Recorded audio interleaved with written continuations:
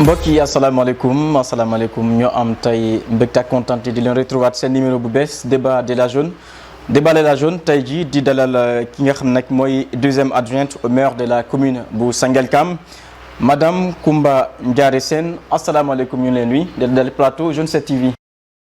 maaleykum salaam monsieur Mané ñu ngi lay nuyu di la dalal fii dans le village de Ndiakhirat di leen nuyu bu baax di nuyu waa Zone 7 TV di nuyu seen téléspectateurs yeeg seen internautes yeeg ñëpp di nuyu aussi sa équipe bi nga àndal. Merci beaucoup madame Coumba Ndiaré Sène deuxième adjoint au maire de la commune Sangalkam et également membre FRAS Femmes Rurales Action et Solidarité. Madame le maire tey nag ñu tàmbali waxtaan ji ak wàllum gestion jàngoro ji di coronavirus bi. Barki Dembo Ndiaye Aly Ngouille Ndiaye gis nañ ko def na benn sortie maanaam ngir wax mesures yu bees yi nguur Sénégal jël rawatina takk masque yi xam nga ni masque yaa ngi nii sax suñu weti ku nekk yor ngi masque yi macha allah ak tamit maanaam tere bépp rassemblement yi ak yenn mesures yi tey noo gis d'abord ban njàngat nga ciy def yow en tant que autorité. Merci beaucoup monsieur Mané pour la gestion de la Covid-19 moom liñ ciy wax bari na trop. Parce que mën nañoo wax ne c'est une maladie boo xam ne dafa bett tout le monde entier jël toutes les puissances yi nga xam ne ñoo fi nekkoon États-Unis mooy Japon Chine France ñoom ñëpp mu def leen genou à terre vraiment Afrique vraiment mu nekk loo xam ne daf ñu bett kenn préparé ci woon moo tax mu gagné ñu nii. mais aussi duñu toog rek ne non daf ñu gagné il faut ñu jël ay mesures draconiennes yoo xam ne. Vraiment dañuy jéem a xeex ak maladie bi ci loolu dañuy saluer li nga xam ne moom le ministre de l'intérieur ministre Aly Ngouille Ndiaye def avant-hier les mesures qu'il a prises vraiment ñu koy saluer bu baax a baax parce que c'est venu à son heure parce que depuis mars notre premier cas nous l'avions eu c'était le 2 mars oui. C'était le 2 mars boobu ba léegi on avait pris des mesures yoo xam ne vraiment bu ñu ci demoon bu baax a baax rek dinañu freiner lu bari mais dañu dem ba ci biir population bi xaw a délaissé wu ci mesures yi nga xam ne jëloon nañ ko loolu moo tax ba maladie bi jël proportion bi nga xam ne jël na ko tey mais li ñuy wax rek mooy on appelle la population à ce que ñu vigilante ci li nga xam ne mooy maladie bi nañuy protéger wu loolu daal laa leen di nañuy protéger wu nañuy porter les masques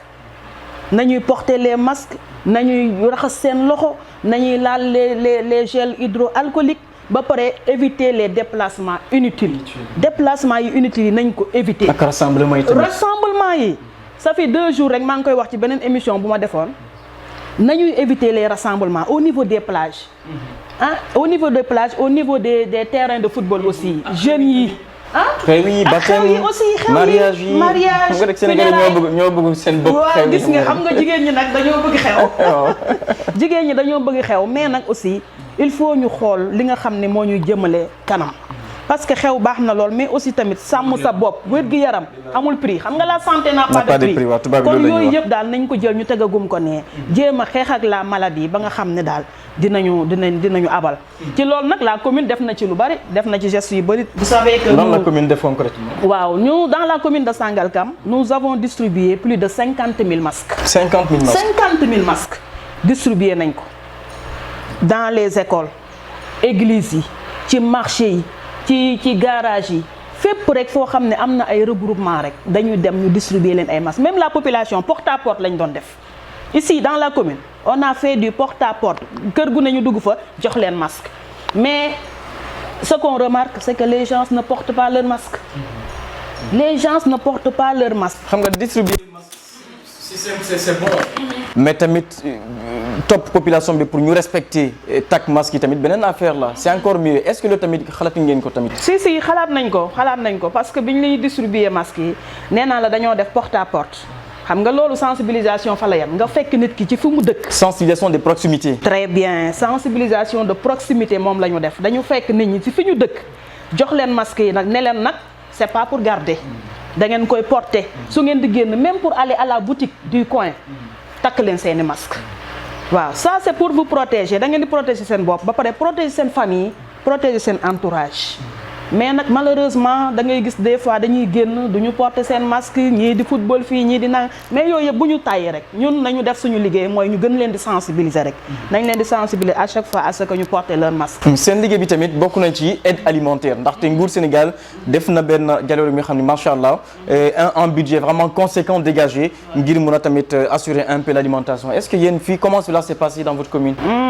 xam nga loolu ñun dañ ci féliciter son excellence le président de la République monsieur Macky Sall bi nga xam ne moo jël initiative boobu bi nga xamee ne Covid 19 bi ñëw na au Sénégal mu ne il faut mu def un plan de résilience waaw économique et sociale loolu yëpp boo ko gisee c'est pour jàppale rek les populations mu jël ceeb distribuer ko ak denrées yi mu àndal du sucre de l'huile savon ak des pâtes alimentaires mu jël ko distribuer ko aux populations ñun ñu amoon ci une quantité de 70 tonnes moom la commune de Sangalkam amoon ak li muy àndal yépp vraiment mun naa wax ni nous faisons partie des premières communes ñi nga xam ne ñoo distribuer seen denrées alimentaires sans aucune contestation fii amul benn problème amul benn contestation ñëw nañu distribuer suñu denrées sans problème. Tout s'est passé dans la plus grande transparence. Dans la plus grande transparence ñu jox ko ñi nga xam ne xam nga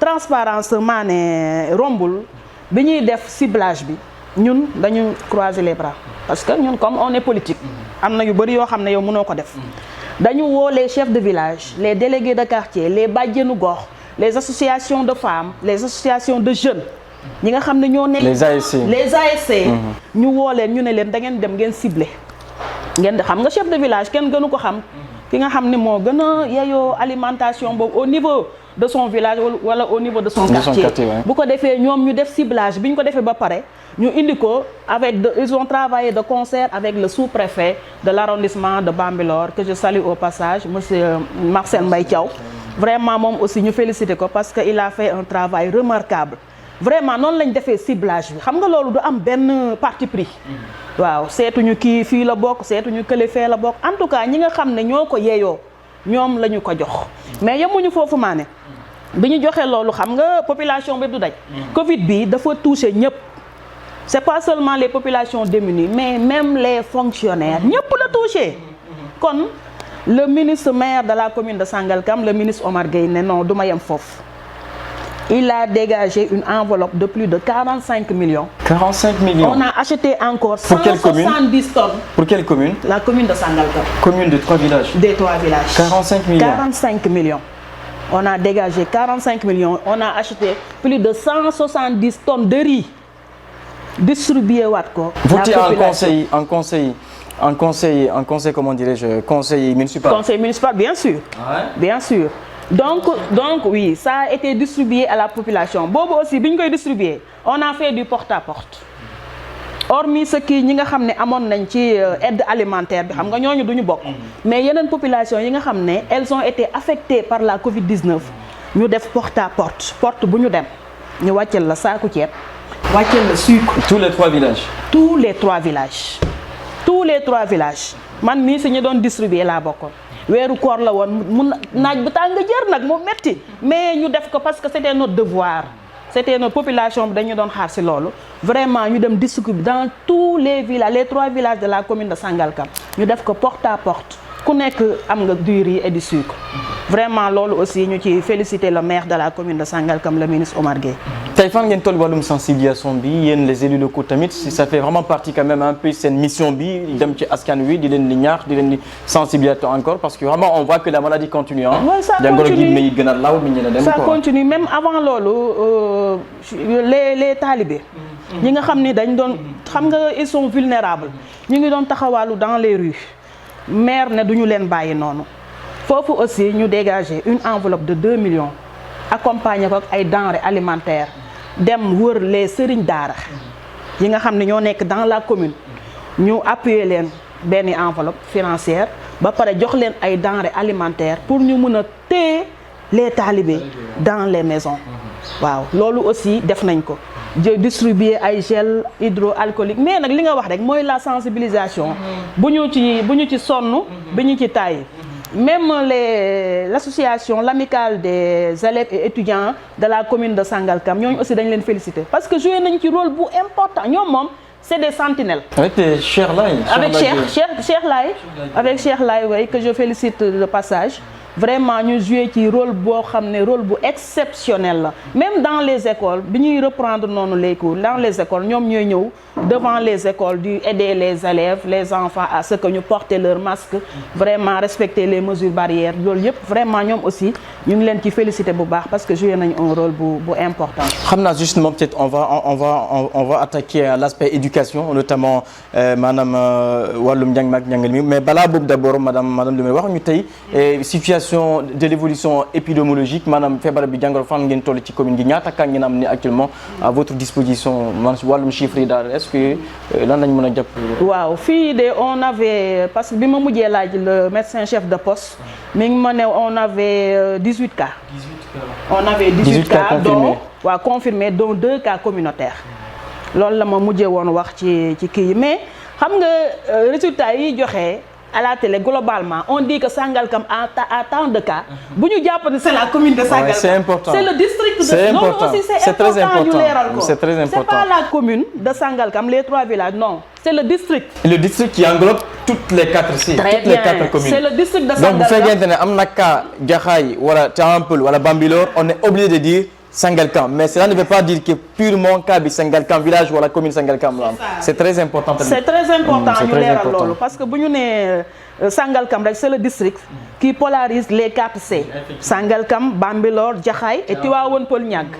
donc bu résultat yooyu nit ñi dañ koy dégg des fois sax dañ lay woo ni la madame la mais seen cas yi ma ne non c'est pas la commune de Sangalkam mais c'est les 4 C loolu aussi jaar nañu ñu leeral ko mais aussi cas yi ñu amoon fii aussi vraiment bàyyiwuñ leen noonu rek la commune dañ leen a encadrer parce que bu ñu la defee en confinement xam nga doo génn tu ne sors pas léegi commune bi daf lay accompagner en denrées alimentaires bu ñu la accompagner la financièrement aussi ñu accompagner la ba nga xam ne daal affaire doo ko yëg daal du metti trop vraiment ñi nga xam ne jotoon nañ ko am fii dans la commune accompagner leen ba léegi alhamdulilah ils sont guéris léegi génn nañ ñu ngi vaquer à leurs occupations. sànq yaay wax wàllum njàng ak njàngale mi xam naa l'examen yi léegi ñu tàmbali fan ngeen tollu actuellement ci wàllum wàccaay maanaam préparatifs yi tamit ndaxte xam ngeen ni ren moom vraiment c'est un contexte vraiment assez particulier notamment Covid-19 bi. waaw. Oui, vendredi passé rek on a fait un CLD avec le sous-préfet de l'arrondissement de Bambilor di xool nan la avec l'inspectrice de l'éducation et de la formation Madame Dramé et les inspecteurs qui sont dans la zone ñuy xool vraiment nan la ñuy préparer les examens parce que c'est pour bientôt léegi nag ñu woowoon les communes il y avait Bambilor Jaxaay Tivaouane Peulh jusqu'à Yéna ils étaient tous là-bas vraiment Diamniadio et cetera léegi ñu xool ñu ne nañu seet nan la communes yi di accompagner les élèves seen taxawaay parce que vous savez l'éducation compétence la boo xam ne ça fait partie des 9 domaines de compétences qui ont été transférés aux collectivités territoriales kon loolu dañ ko war a jël def ko suñu sacerdoce l'éducation vraiment ñun ci loolu la ñuy dox man bi ñuy demee foofu ma ne leen nous la commune de Sangalkam de on va respecter la tradition rek parce que chaque année vraiment mu jëm ci repas hébergement et tout ce qui xam ne rek examinateurs yi soxla nañu ko la commune daf koy jël en charge ma ne leen même en masque on va vous renforcer en masque on va vous renforcer en gel hydroalcoolique repas bi moom waxaale wu ma ko boobu moom chaque année on le fait. Chaque année. mais nag mon seul souci mooy comme on est en période de pandémie. Est-ce qu'il serait recommandé de préparer des repas?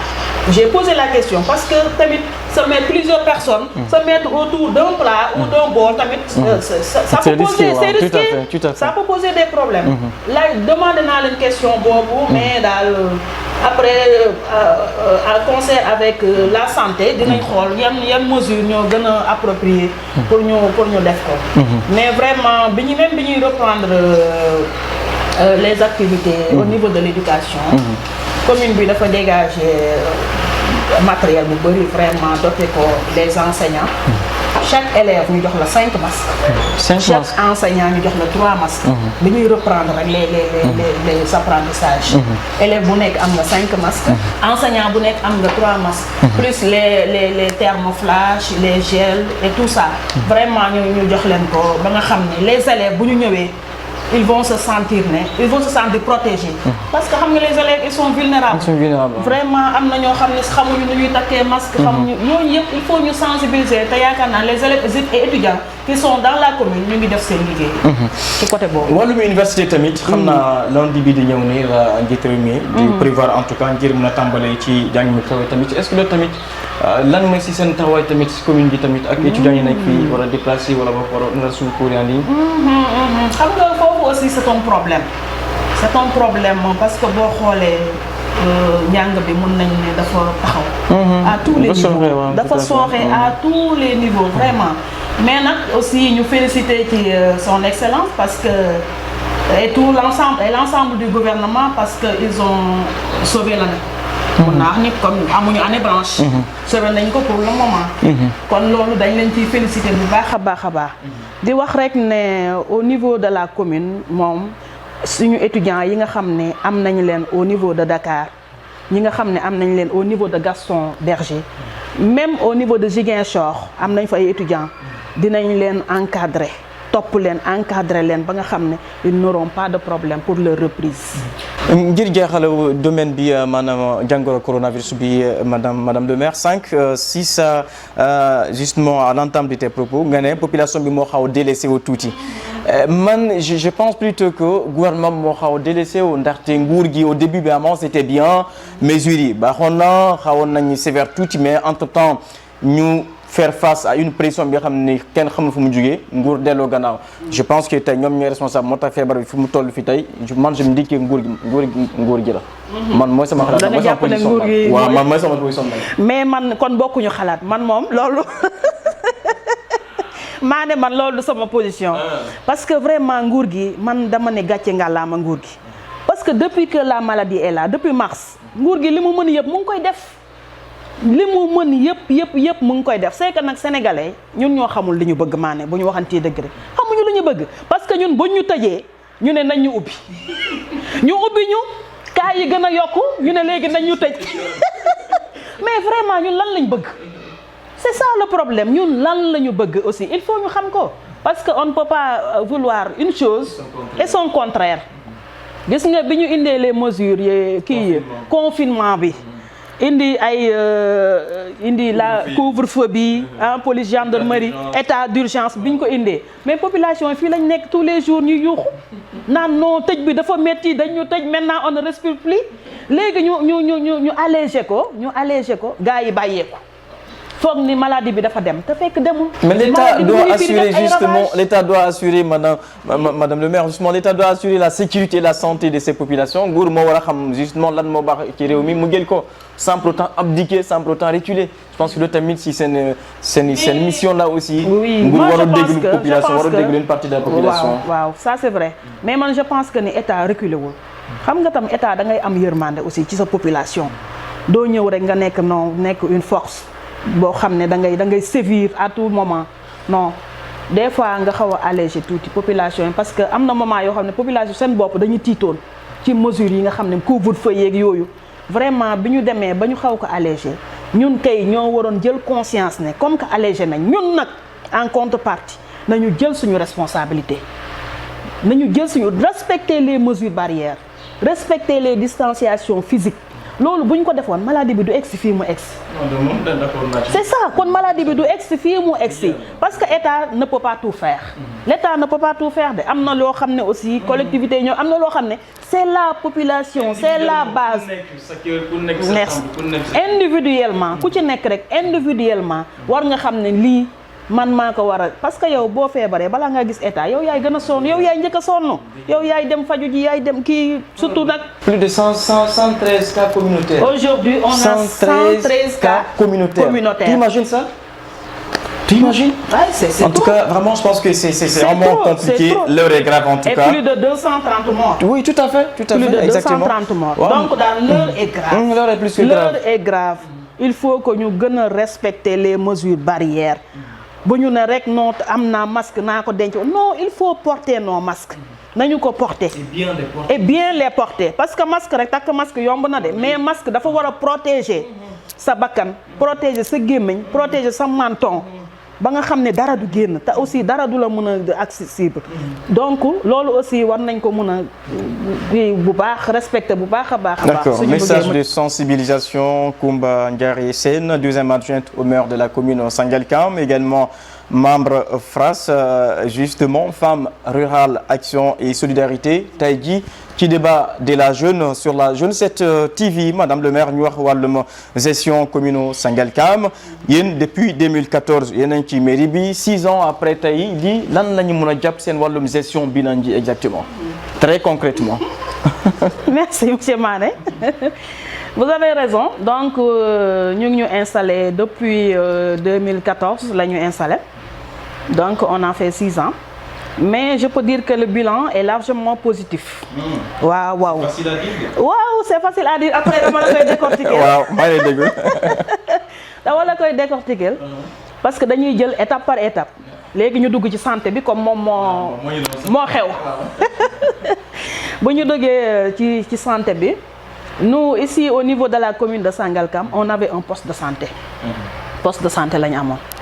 léegi avec la vigilance du ministre maire de la commune de Sangalkam avec la vaillance du ministre maire de la commune de Sangalkam ñu dem ba décrocher un centre de santé avec un financement de plus de 100 millions su ma nee 100 millions nag c'est pas la commune c'est l'État en collaboration avec la commune de Sangalkam parce que aussi bu ñu toogoon rek croiser les bras projet yu mel noonu duñu ko am donc dañ ko démarcher pour ñu am ko donc maintenant on a un centre de santé boo xam ne les locaux yi ñu ngi koy construire noonu ñu indil ñu fi ay médecins chefs indil ñu ay sages-femmes on avait une seule sage-femme bu nekkoon fii maintenant léegi indil nañu 3 sages-femmes yoo xam ne ñu ngi fii ñu jël benn bâtiment boo xam ne dafa nekkoon bâtiment boo xam dañ ko defoon pour les femmes ñu koy tuddee case foyer des femmes ñu jël ko def ko annexe yokk ko ci centre de santé bi commune bi équipé nañ leen ko ba mu baax ñu def ko des bureaux yi nga xam ne vraiment le médecin chef de poste mu ngi foofu di recevoir ces malades. le bâtiment juste à l'entrée en quittant en venant de Bambilor. waaye c'est juste à l'entrée foofu waaw boobu dañ ko jël def ko annexe yokk ko ci centre de santé bi waaw booy xool aussi la commune de Sangalkam chaque année dafay jël une enveloppe de 3 millions de francs CFA en médicaments ñu jënd ko en médicaments jox ko le centre de santé.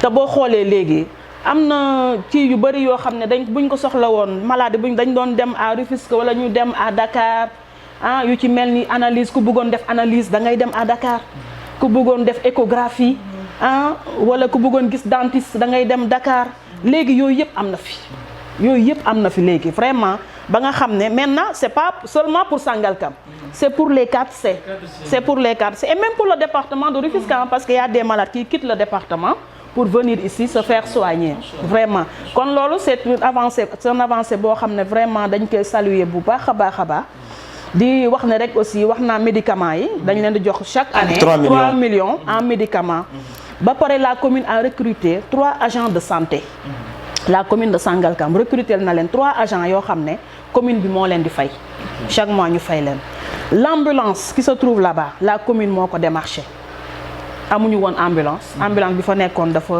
yàq woon ñu démarché une ambulance fi mu nekk nii moo fa nekk 24 heures sur 24 mu ngi dem di transporter ay malades carburant bi nga xam ne aussi moom lay dawee c'est la commune de Sangalkam moo ko jël en charge ñun ñooy def carburant bi foofu donc loolu daal mun nañ ko wax ne defagum nañ ko ci nga xam ne mooy le domaine de la santé bu ñëwee. bala ñu quitter domaine santé s'il vous plaît madame le maire est-ce que yii yëpp actuellement du influence au ministre maire ministre Omar Gueye moo est-ce que du moo ko tax tamit. parce que moi je conçois très mal une petite commune comme Sangalkam de 3 villages vraiment je suis désolé te ngeen am yëpp alors que am na commune yoo xam ni ils sont 10 000 fois beaucoup plus peuplés que vous ils n'en ont absolument rien du tout. Je fais évidemment allusion à la commune de Bambilor dont je suis issu donc je suis membre. Est-ce que parfois tamit du influence su ministre moo leen tax peut-être ngeen am accès yi yëpp quoi. Est-ce que du loolu parfois. Vous avez bien dit loolu moom mën nañ ne influence su ministre ñun heureusement. on a un ministre maire qui est à la tête de la commune de Sangalkam parce que bu amul woon rek ça serait trop difficile. Parce que yaa ngi wax 3 villages mais nous sommes 2 villages et demi. fii ñu nekk nii Njaxiraat bii mooy demi bi. parce que soo traversé ici la route fii ngay traversé pour xaar oto pour dem à Rufisque yaa ngi Bambilor. Donc nous sommes 2 villages et demi. Donc bu ñu amul woon un maire qui est ministre à la tête de cette commune duñu ci génn. Parce que vous savez que le code des collectivités territoriales dafa am lu mu wax dafa ne une commune boo xam ne mënul parvenir bu amee 2 années financières consécutives yoo xam ne mënul parvenir à ses besoins dañu koy dissoudre wala ñu rattacher ko à la commune la plus proche. C'est la loi qui le dit. Donc ñun yàlla def nañu nag yàlla def na ba ñu am un ministre maire xam nga ko am kudd doo lakk nag. ko am kudd doo lakk. waaw li ñu avancé éducation un homme koo xam ne vraiment. Chaque semaine mu gis le président de la République ñu toog autour d'une table di discuter des problèmes du pays vraiment kooku lu mu gis lu baax rek daf koy indi ci commune bi bu du woon moom daal vraiment. dafa war a xalaat tamit ci cadre aussi étant ministre parce que c'est le seul ministre du département aussi c'est important. On va y revenir peut-être. C'est ça apport am ci cadre waaw léegi on continue on a quitté le secteur de santé ban secteur ngay jël. éducation allez-y waaw. bu ñu jëlee éducation xam nga yaa ngi wax léegi. ci les étudiants ñi nga xam ne dañu war a reprendre nous chaque année dinañ fayal étudiants yooyu ngay wax valeur u 30 millions ci seen bourse yi bourse scolaire yi ak seen hébergement parce que vous savez que les étudiants ñi nga xam ne ñoo nekk à Dakar dañ leen jëlal un immeuble di leen ko fayal les étudiants yi nekk Gaston Berger à Saint-Louis jëlal nañ leen tamit un immeuble di leen ko fayal les étudiants qui sont aussi à Ziguinchor jëlal nañ leen immeuble di leen ko fayal plus leur bourse te immeuble yooyu dañ leen di yóbbul nourriture yóbbul leen dañ leen di fayal électricité fayal leen eau fayal même le wifi bi ñuy connecté commune bi daf koy fay donc foofu dinañ fa dépenser 30 millions par année.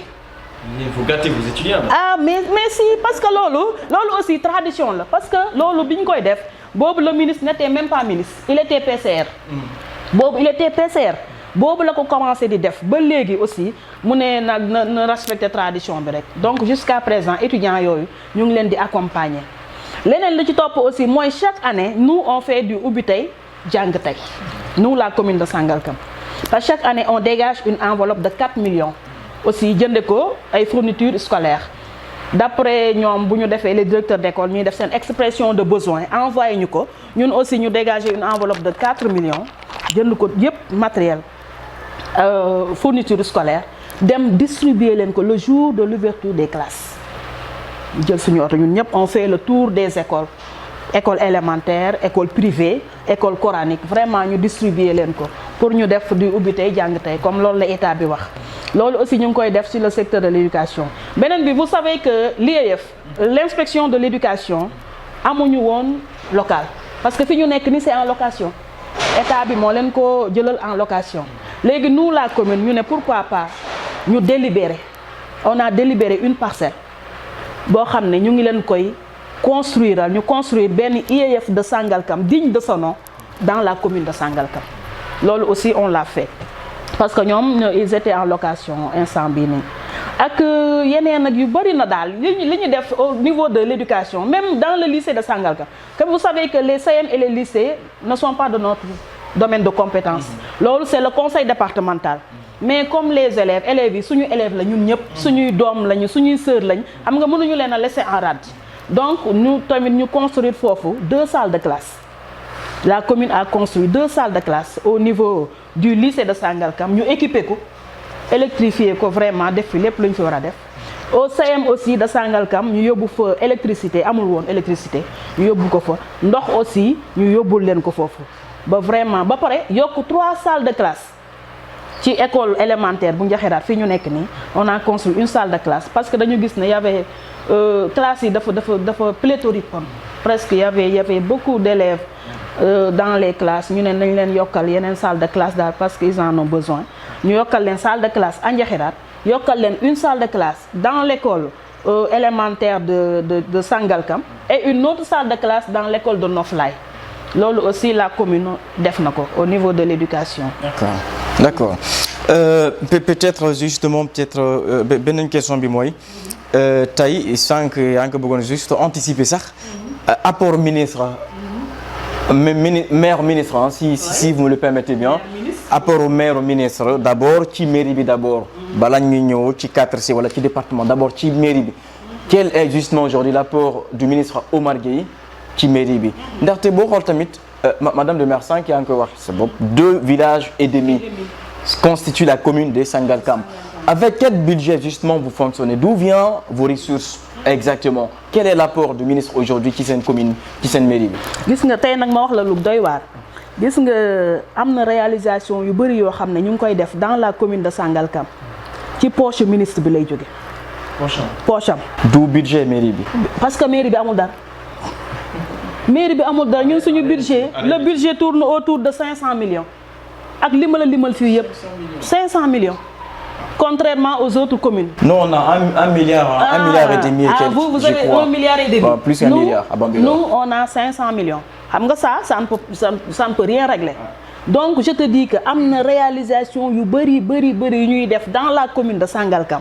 Le ministre dafay génne dans sa propre poche mu def ko. Il n'est pas obligé. Il n'est pas obligé. Pourquoi il le fait? Ah, mais il le fait parce que c'est sa commune. Bu ñu ko deful dañuy toog ba 6 ans yi jeex ñu ne on n'a fait aucune réalisation. Parce que xam nga lan moo ñu indi loolu monsieur Mané le découpage administratif. Justement, c'était ma question. C'est ça, c'est le découpage administratif. C'est les conséquences justement du découpage. C'est les conséquences du découpage administratif qui a été fait par l'ancien régime. xam nga loolu moo ñu rey jël découper ñu yóbbu def bàyyi ñu 2 villages et demi jël lépp yóbbu ko dans les autres communes vraiment. lan moo ko waroon pour rey leen wala pour rey ñu définitivement c'était pour combattre le PCR qui était là parce que boobu nekk woon sax ministre c'était parce que. nan ngay mën a imaginer une personne boo xam ne da nga ñëw sa population bëgg la fal la en 2008 ñu fal la nga nekk seen PCR président de conseil rural régime bi ñëw parce que peut-être da nga nekkoon opposant ñu bëggoon la xëcc nga bañ ñu yóbbu la délégation spéciale dàq la ci biti en 2008 nga dem muñ nga dem toog defoo dara ba en 2011 élection amaat ñu réélire la ñëwaat tegaat la fi encore pour nga liggéeyal askan wi ñu ñëw daqaat la ci biti ba rey fi notre frère Malick Ba. xam nga loolu waaw c'est ça loolu ñëpp vraiment mu metti woon ñëpp vraiment. ba l'actuel président de la République son excellence monsieur Macky Sall bi mu ñëwee di jaale si dafa newoon bu ngeen ma falee lii nga xam ne injustice bii nga xam ne Sangalkam mu ngi koy dund bu ngeen ma falee. dinaa leen ko dindil ba mu set léegi. réparation daa mutul ba léegi man j'ai pas encore vu la réparation. waaw mais ñu ngi xaar ñu ngi espérer. est-ce que c'est pas un combat perdu tamit. non c'est pas perdu. Non c'est pas perdu am nañ ci yaakaar. comment ça va se passer ci yaakaar. loolu nag c'est au niveau supérieur. loolu nag maa ne c'est au niveau supérieur xam naa moom état moom wax dëgg yàlla comme le maire de Sangalkam c'est le ministre des collectivités territoriales du développement et de l'aménagement des territoires gis nga yàlla di def parce que ki toogoon ci fauteuil boobu dañu découper Aliou Sow moo toogoon ci fauteuil boobu dañu découper maintenant fauteuil boobu mu toogoon tey c'est le ministre Omar Gueye moo fa toog la victime en question oui la victime en question moo toog ci fauteuil boobu occupé ko tey kon moo tax ma ne la c'est pas un combat perdu d'avance loolu am nañ ci yaakaar lool ne vraiment dina am daal ay coppite yoo xam ne dinañ ko ci def. Le plus souvent tamit j'entends que ministre Omar Gueye léeg-léeg mu dem tëbal ci budget ministère bi pour def transfert pour yokk tuuti seen budget commune est-ce que loolu am na. non loolu moom c'est impossible loolu moom mënu ko def parce que c'est 2 budgets différents. Mais on dit que c'est le ministère qui va vivre évidemment. Non, loolu c'est 2 budgets différents le ministère c'est le ministère la commune c'est la commune. Donc il faut pas que nit ñi di def amalgame non mënul jëlee ci ministère am di indi fii mënul nekk li mu mën a def mooy mu gis de grands projets yu jóge ci état. moo xam ne lii su ma ko indee sama dëkk dina amal njëriñ askan bi comme le DAC de Sangalkam. Un grand succès hein. Un grand succès vraiment le président de la République déplacé wu ñëw ba à Sangalkam def pose première pierre vraiment loolu dañ ko ciy féliciter ba pare mu def ci 6 milliards 5 boo demee ni les travaux ñu ngi déroulé wu aussi la population ñu ngi fay bay ñi nga xam ne ñu ngi bëgg a bay dañ leen a abal ne leen bay leen durant les 3 mois de l'hivernage léegi bu ñu bayee après ñu seet nan la ñuy def seen récolte yi. loolu wàllum commune gi la lan mooy implication wala bokk doole ministre bi en tant que ministre d'abord cette fois-ci je ne parle pas du maire mais en tant que ministre des collectivités territoriales ci 4C yi. souvent il est taxé de délaisser un peu les 4C ndaxte tey tamit madame le maire c'est important moom rek mooy sunu ministre bi mooy le seul ministre vraiment du département je crois. c'est bien ça. non il y a d'autres ministres. Il y a d'autres ministres du département. Samba Sy voilà. Samba Sy mais disons les 4C. il y a Ismaïla Madior Fall. Ancien ministre. Ancien ministre. Mais il est ministre conseil. Oui, ministre conseil. Voilà. Mais dans les 4C c'est le seul ministre dans les 4C tey est-ce que tamit muy gestu yenn communes yi rawatina commune Bambilor rawatina commune Tivaouane ak tamit commune Niaga. bien sûr mu ngi leen di gestu parce que ni muy gestoo commune am noonu lay gestoo les autres communes parce que projet yi ñëw du rek du wax ne la commune de Sangalkam laa koy yóbbu non moi je dirais même que le ministre est le maire des 4C. waxuma maire de Sangalkam de il est le maire des 4C parce que ni muy xëccee ay projets ñuy ñëw dans sa commune muy la commune de Sangalkam noonu la koy yóbboo dans les autres communes noonu la koy yóbboo dans les autres communes boo xoolee aussi xam nga il est le coordonnateur départemental de Benno Bokk Yaakaar coordination boobu aussi moom taxawul rek mu ne fal leen ma coordination non c'est l'ensemble des maires du département de Rufisque l'ensemble des responsables politiques du département de Rufisque ñoo daje woon fii ci terrain basket bi fii à Sangalkam ñu def pétition ñu signé ñëpp signé ne monsieur le ministre Omar Gueye yow la ñu bëgg nga coordonnel ñu le département de Rufisque. amoon na nag ay contestation attention mënut a ñàkk. amoon na ay contestation mënut a ñàkk mais pour dama lay wax rek ni moom du moom moo demandé à ce que mu coordonne le département de Rufisque non le président du conseil départemental l'honorable député Souleymane Ndoye moo doon diriger avec tous les autres maires qui sont dans le département les responsables politiques man mi sax bokkoon naa ci signé ñu ngi ko defoon fii à Sangalkam ñoom ñëpp ñu ne ministre daal yow la ñu bëgg nga coordonner ñu le département bi ñu defee loolu le président bi mu ñuy seet si sorteem yooyu mu ñëw au niveau du département mu dëggalaat ko mu ne le ministre Omar Gueye damaa bëgg nga coordonner ma le département de Rufisque mu waxaat ko devant tout le monde kon vraiment moom ci liggéey boobu la nekk moom yemul rek ci commune am yemul rek dans les 4C mais dafay coordonner dans tout le département de Rufisque récemment rek waa France may nañu 100 000 masques. 100 000 masques. 100 000 masques. commune Sangalkam. non c'est pour le département. c'est pour toutes les collectivités 12 collectivités locales yi nga xam ne territoriales yi nga xam ne ñoo nekk dans le département ñoom la ñu ko may. waaw vraiment te am na lu bëri ci Covid bi aussi am na lu bëri loo xam ne jàppale na ko le département de Rufisque teg ko ci loxo le préfet du département Serigne Babacar Kane que je salue au passage. tey lan mooy sa relation ak yéen maires yi Ndiagne Diop bu Bambilor Papus bu Tivaouane Peulh ak Mor Sarba bu Jaxaay yow quel justement genre de relation. on a aucun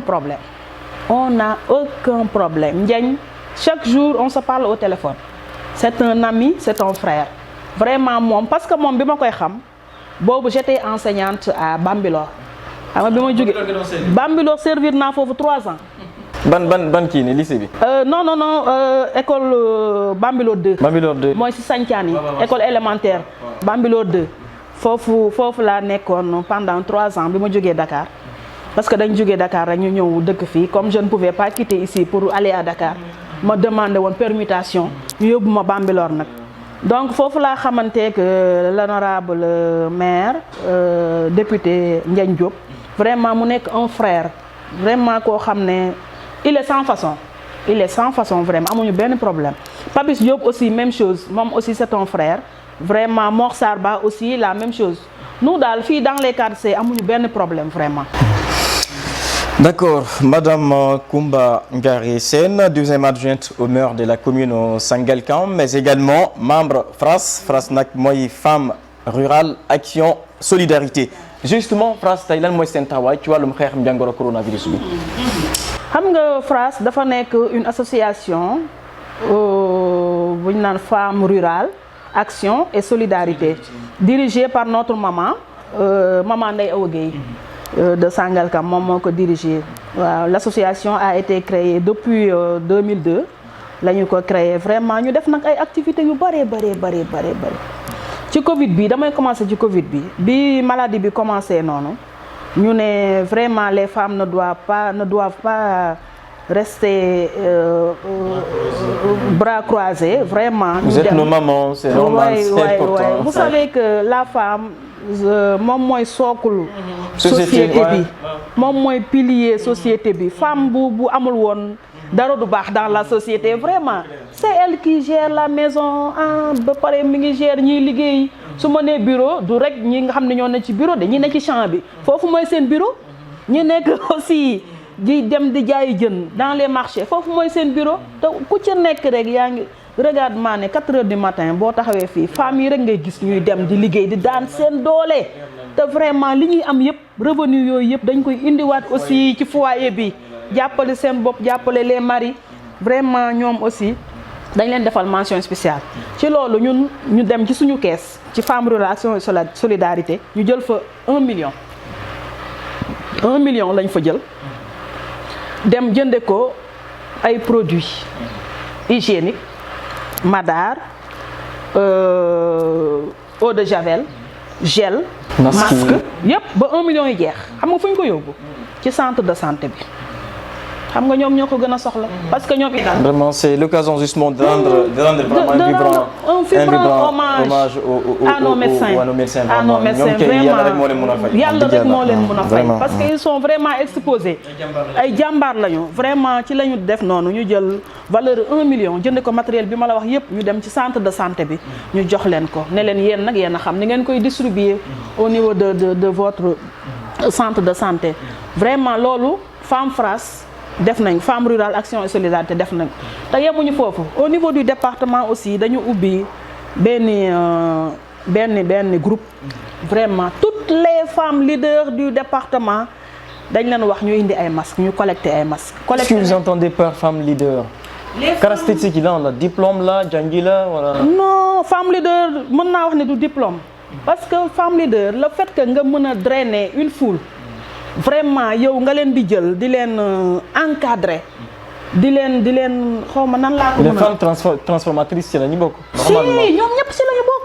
Les femmes transformatrices ñiy transformer fruits et légumes ñii céréales locales ñii même les produits halieutiques ñoom ñëpp c'est des femmes leaders ñoom ñëpp ci la ñu bokk. Vraiment ñu ne ku nekk bul xeeb même un masque xeebuñu ko ñu indi yëpp ku am rek nga indi ñu collecté ba foofu aussi presque 30 000 masques.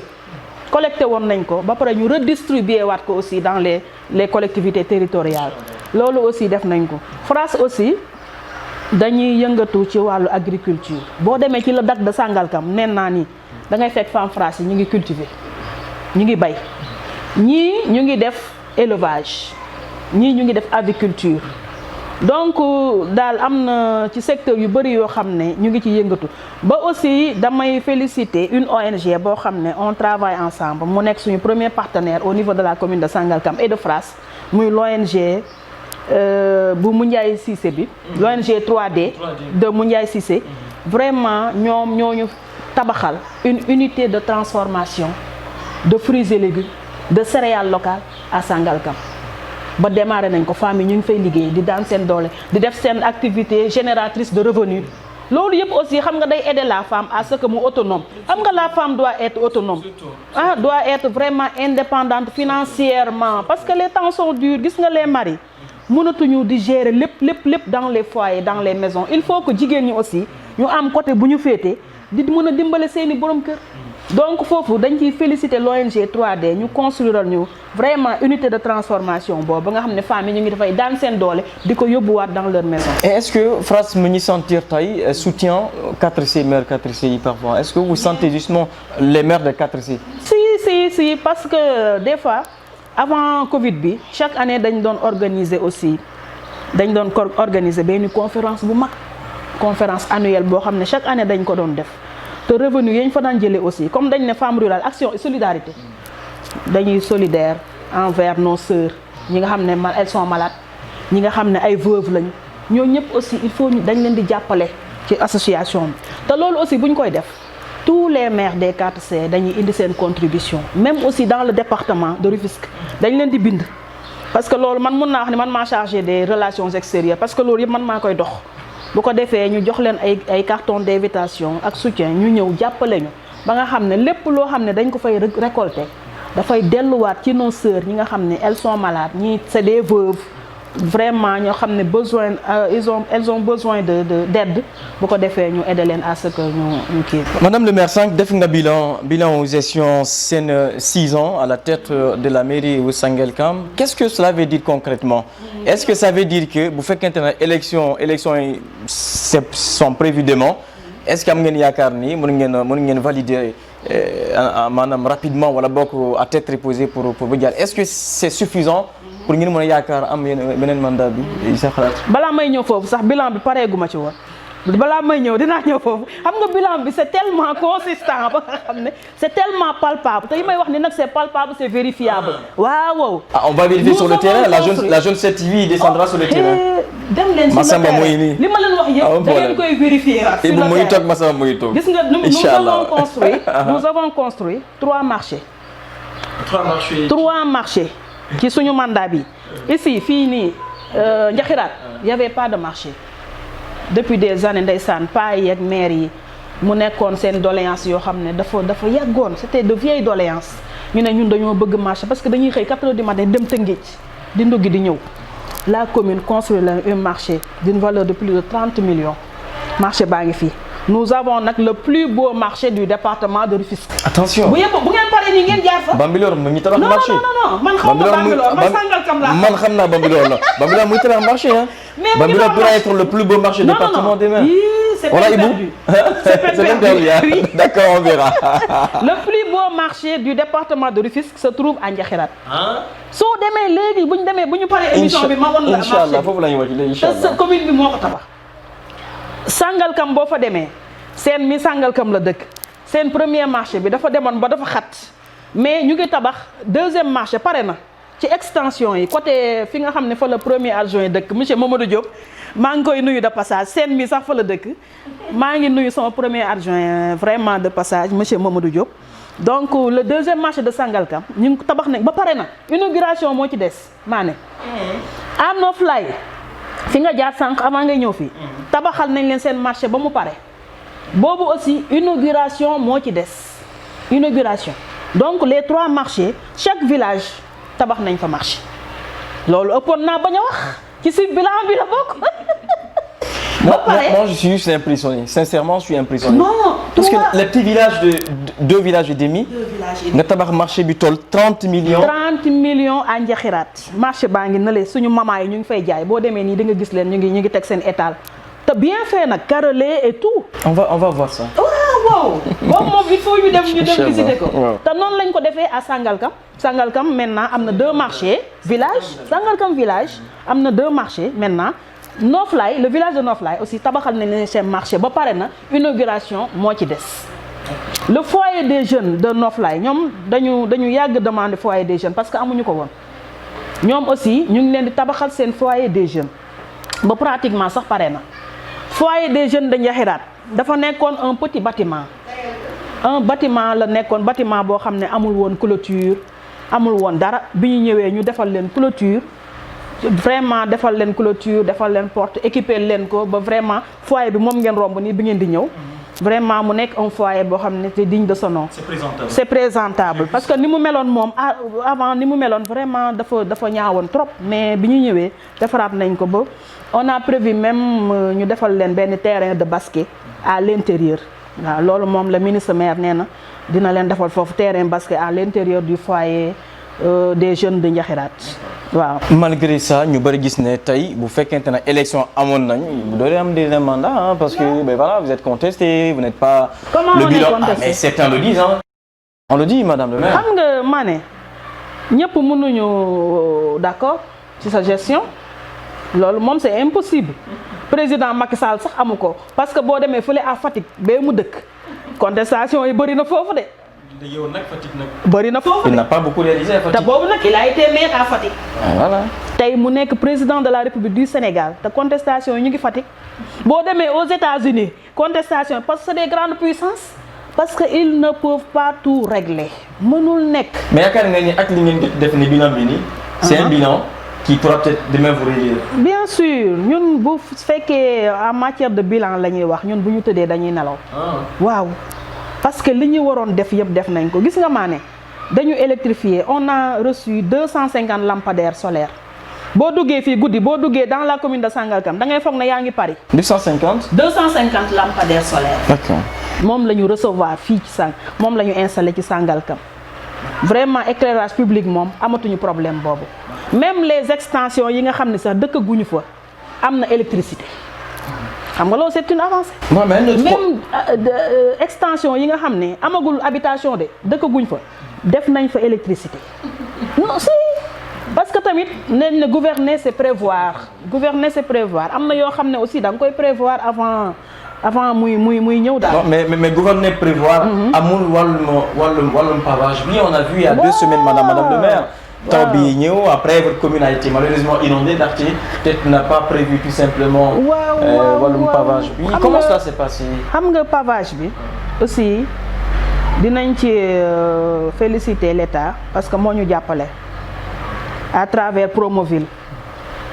ñuy féliciter aussi son directeur général monsieur Ibrahima Ndiaye nga xam ne moom moo yor Promoville vraiment bi ñu ñëwee gis nga Sangalkam il y a 10 ans avant ak Sangalkam aujourd'hui am na changement bu rëy de parce que suñu anciens yi nga xam ne ñoo fi nekkoon ku leen yeewoon tey ne leen Sangalkam nii la mel duñu ko xàmmee non parce que nag changé na lu bëri boo demee place Malick Ba xoolal ni mu meloon ak aujourd'hui ni mu mel ñu defal ñu pavage dem ba au CM bi nga CM bi nu mu soree pavage bi dafa dem ba ci kanamu CM bi dem ba ci biir dans les ruelles de Sangalkam li ñuy kii rek peut-être exeegul dans le village de Ndiakhirat exeegul dans le village de Noflaye te loolu la ñuy démarcher pour mu dugg dans tous les villages parce que tamit ñu defar Sangalkam dëgg la mais aussi les autres villages aussi pavage yi war nañ fa dugg parce que population yi dañ ñu koy réclamer mais aussi loolu aussi le ministre maire mu ngi ciy dox ba nga xam ne pavage yi dina mën a dugg ci dans les autres villages.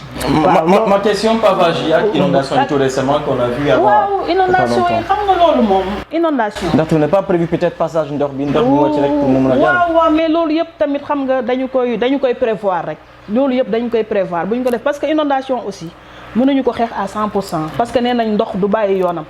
waaw ndox du bàyyi yoonam mais yooyu yëpp aussi dinañ seet daal nan lañ ci taxaw ba nga xam ne dootuñu ko gis à Sangalkam.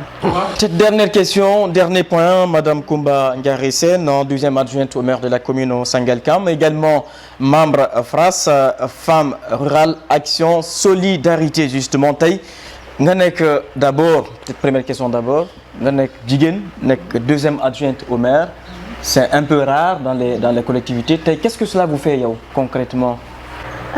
Xanaa un sentiment de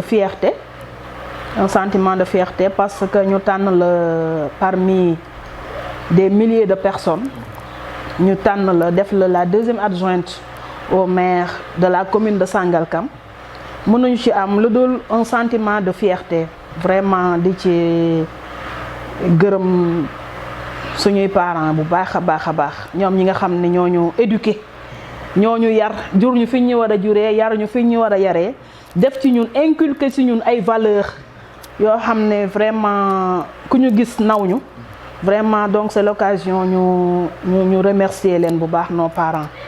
Parce que... Sur quelle base d'abord? Sur quelle base cela s'est passé? Lu tax choix Koumba Ndiary Sène deuxième adjointe parmi tant d'autres. Sur quelle base? loolu nag choix boobu nag xam naa ne da ngeen koy dem ngeen laaj ko le maire non bu reetaan da ngeen koy laaj le maire de Sangalkam parce que man xaw ma lu tax mu porter choix boobu en ma personne vraiment xaw ma ko loolu moom bu ngeen amee occasion ngeen toog ak moom da ngeen koy laaj. cette question là mais c'est une pression supplémentaire à mon avis hein ndaxte nga nekk jigéen nekk vraiment à la tête. parce que xam nga. la tête de la mairie. xam nga pression lay doon si yow. Mané. gis nga waaw am na pression mun naa ne pression la du pression. pression moom am na ci mais aussi gis nga Mané nous les femmes keroog wax naa ko nous sommes 52% de la population. instance de décision yi ñuy teg. Pourquoi femmes yi duñ ci bokk? Les femmes sont instruites, les femmes sont diplômées. Maintenant? Oui, maintenant. Elles sont instruites, elles sont diplômées. Hein? Elles ont fait les écoles comme les hommes. Mais pourquoi léegi hommes yi di dem rek di bàyyi femmes yi ci ginnaaw? man xawma féministe laa ko mën a waxi xawma non mais bu dee loolu je suis féministe parce que vraiment loolu man ça me fait vraiment mal.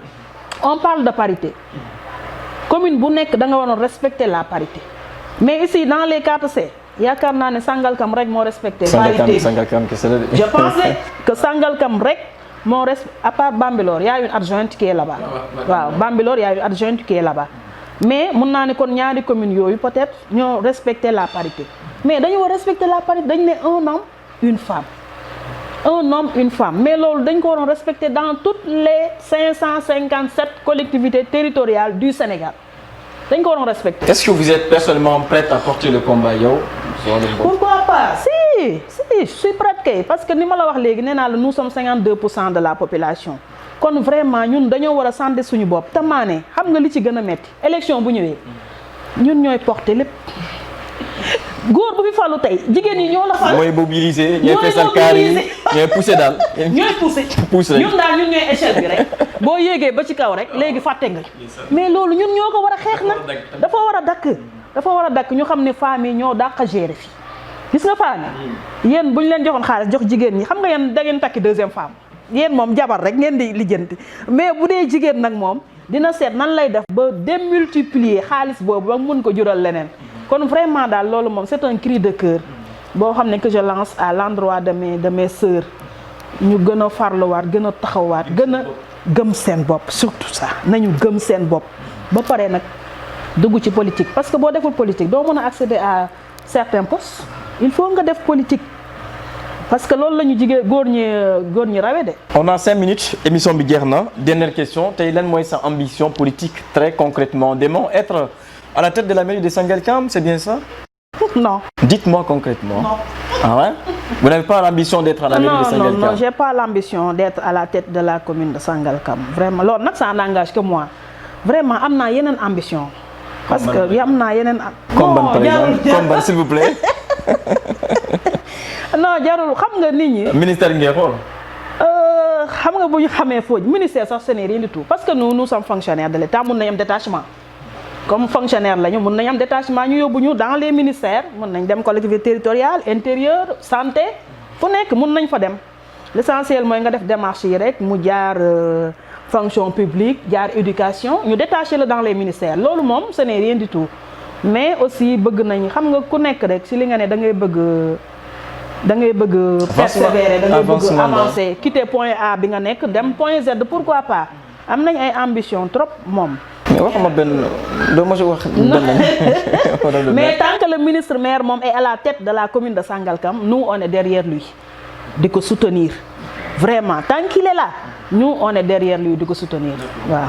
C'est la fin de cette émission. Mesdames et messieurs, chers amis téléspectatrices, chers amis téléspectateurs, chers internautes, Madame Koumba Ndiaré Sène, deuxième adjointe au maire de la commune de Sangalkam, bokk ci tamit ki FRAS mooy femme rurale action solidarité sakadu mucc Ibou moo ñu retaan 5 sakadu mucc waaw. Le mot de la fin c'est quoi madame le maire? Vraiment xanaa di leen remercier di leen féliciter yow surtout Mané vraiment ñu ngi lay féliciter bu baax. Merci beaucoup. di féliciter waa Zone 7 TV. Merci. di féliciter équipe bi nga àndal yëpp sama doom baay Sène ak mon frère Ibou. Vraiment ñu ngi leen di féliciter gis nañ liggéey bi ngeen di def ku gis Zone 7 TV gis ne c'est des jeunes il y a que des jeunes engagés ñoo xam ne ñoo fa nekk. Vraiment te aussi di lancer un appel rek à ce que ñu jàppale leen la presse locale bi nga xam ne dafa nekk dans la zone maa ngi def un appel à tous les maires qui sont dans les 4C même dans le département de Rufisque ñu prêter leen main forte parce que li ngeen di def nii c'est très important parce que bu ñu soxla woon des fois média dañuy woote Dakar wala ñu woote feneen mais léegi am nañ ko à proximité vraiment kon yéen ñi dañ leen war a jox un coup de pouce à ce que ngeen pouvoir décoller vraiment li ngeen di def nii. Merci pour cette reconnaissance. En tout cas, nous vous attendons vraiment. C'est important. C'est important. C'est très important. Vraiment. Merci beaucoup. Donc loolu moom dañ leen siy jàppale bu baax a baax di leen féliciter bu baax di féliciter tamit seen téléspectateurs yi nga xam ne ñu ngi leen di suivre ak internautes yi. Surtout ñu ngi leen di féliciter bu baax. Merci beaucoup. C'était justement Madame Koumba Ndiary Sène, deuxième adjointe au maire de la commune Sangalkam, mais également bokk ci FRAS, Femmes Rurales Action et Solidarité. moom moo nekkoon tey sunu invité de la rédaction su numéro bu bees bi ci Zone 7 TV. Mesdames et messieurs, chers amis téléspectateurs, chers amis téléspectatrices et chers internautes, c'en est tout pour aujourd'hui. On se donne rendez-vous très prochainement.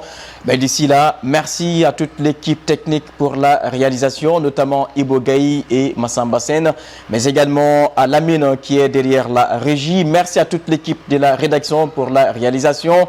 Merci à nos différents internautes qui nous suivent à travers le monde, à travers nos différentes plateformes internet, sur les réseaux sociaux. On se donne rendez-vous très prochainement dans un nouveau numéro avec notre invité. D'ici là, excellence sur le programme sur la Zone 7 TV. Au revoir. Bye bye.